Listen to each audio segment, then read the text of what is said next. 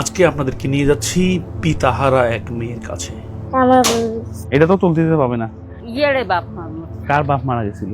ইয়েরে বাপ মারমত, হ্যাঁ। এক বসনে ছড়া ছাড়িয়ে এখন তাহলে মানে দেখাশোনা করে কায়? হুনে আমরা তো তোমার আব্বুর কথা মনে আছে?